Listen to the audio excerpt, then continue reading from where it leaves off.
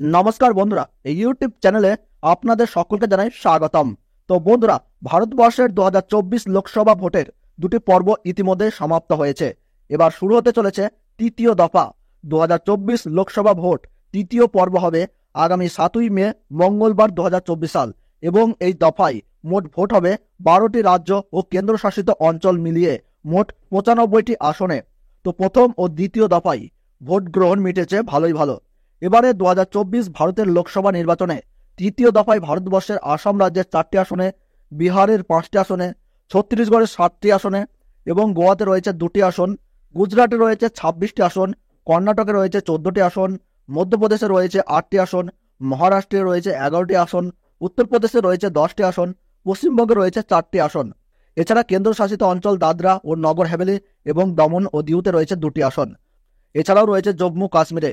Total মিলিয়ে মোট 95টি আসনে 2024 লোকসভা নির্বাচনের তৃতীয় দফা অনুষ্ঠিত হবে। এবং আজকের ভিডিওটির মাধ্যমে আপনাদেরকে জানিয়ে দেব পশ্চিমবঙ্গের তৃতীয় দফায় যে 4টে গুরুত্বপূর্ণ আসন রয়েছে, অর্থাৎ মুর্শিদাবাদ, জঙ্গিপুর, মালদা উত্তর এবং মালদা দক্ষিণ, এই 4টে আসনে তৃতীয় দফায় ভোট গ্রহণ হবে। এবং এখানে জনমত সমীক্ষা অনুযায়ী এই 4টি আসনে কোন কোন রাজনৈতিক দল এগিয়ে রয়েছে সেটা অবশ্যই আপনাদেরকে এই ভিডিওটির মাধ্যমে জানিয়ে দেব। তার জন্য আপনারা অবশ্যই ভিডিওটি মনোযোগ সহকারে শেষ পর্যন্ত দেখবেন।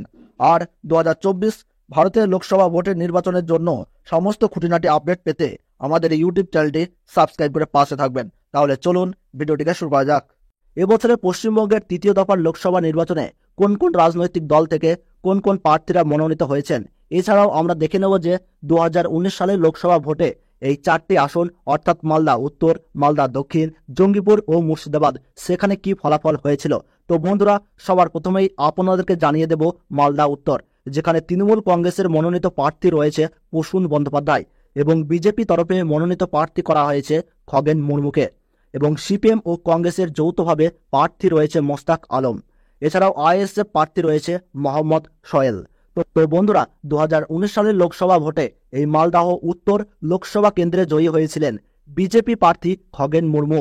তিনি মোট ভোট পেয়েছিলেন 5,09,524টা, অর্থাৎ 37.59% ভোট পেয়েছিল।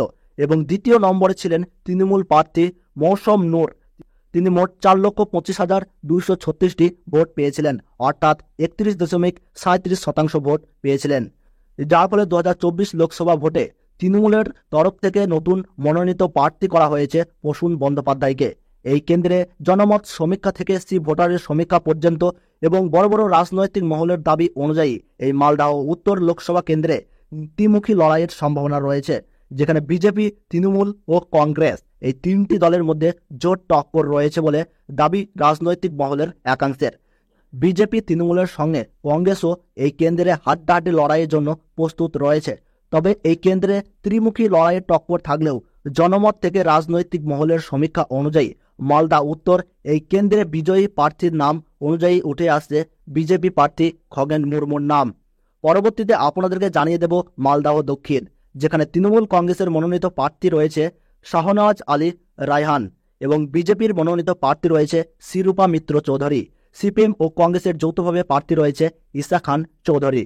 তো বন্ধুরা, 2019 সালের লোকসভা ভোটে এই মালদাহ দক্ষিণ লোকসভা কেন্দ্রে জয়ী হয়েছিলেন কংগ্রেস প্রার্থী আবু হাসেম খান চৌধুরী ওরফে ডালু। তিনি মোট ভোট পেয়েছিলেন 4,44,270টি, অর্থাৎ তার ভোটের শতাংশ ছিল 34.71%।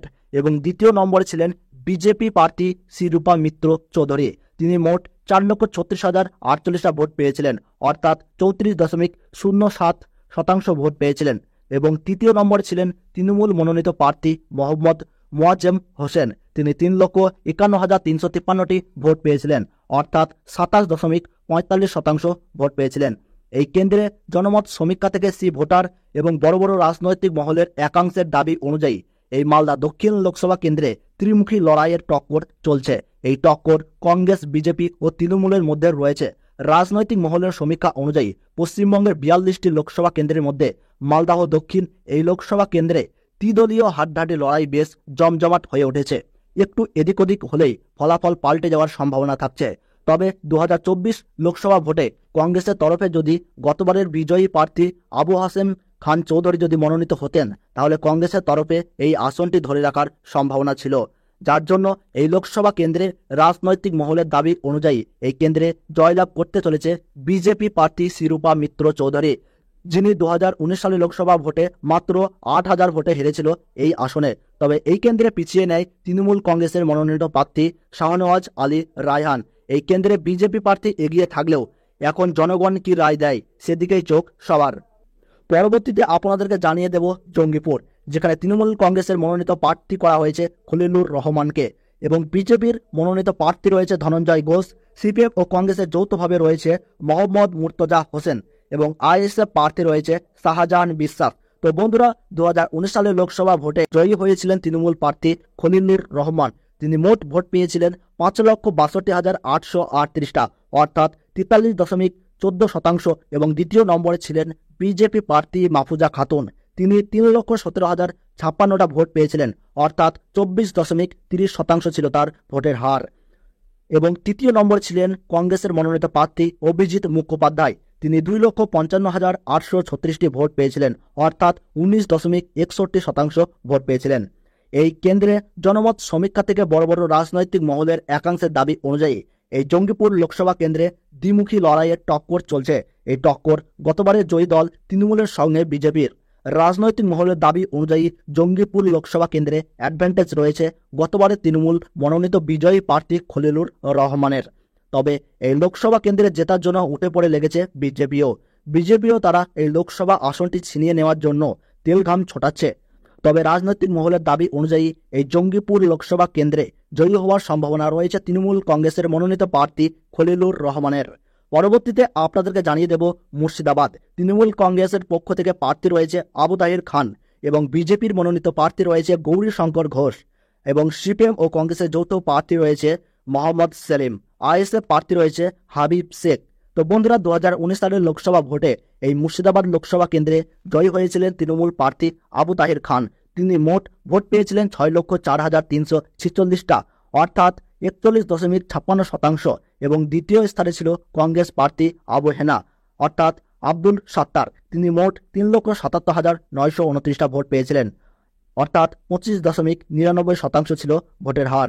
এবং তৃতীয় নম্বরে ছিলেন বিজেপি মনোনীত প্রার্থী হুমায়ুন কবির। তিনি 2,47,809টি ভোট পেয়েছিলেন, অর্থাৎ 17.04% ভোট পেয়েছিলেন।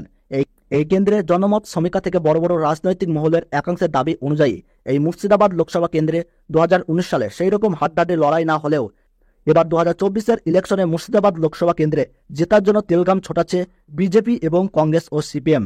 তবে 2024-এর লোকসভা ভোটে এই মুর্শিদাবাদ কেন্দ্রে হাড্ডাহাড্ডি লড়াই হবে বলে মত প্রকাশ করেছেন রাজনৈতিক মহলের বড় বড় রাজনৈতিকবিদরা।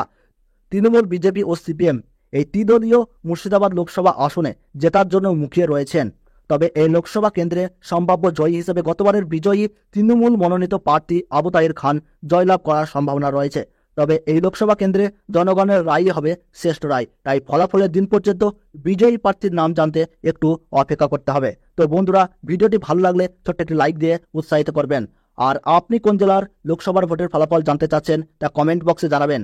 এবং পশ্চিমবঙ্গের 42 আসনের প্রতি মুহূর্তের ফলাফল জানতে আমাদের এই ইউটিউব চ্যানেলটি সাবস্ক্রাইব করে সঙ্গে থাকবেন। তাহলে সকলে ভালো থাকুন, সুস্থ থাকুন। ধন্যবাদ।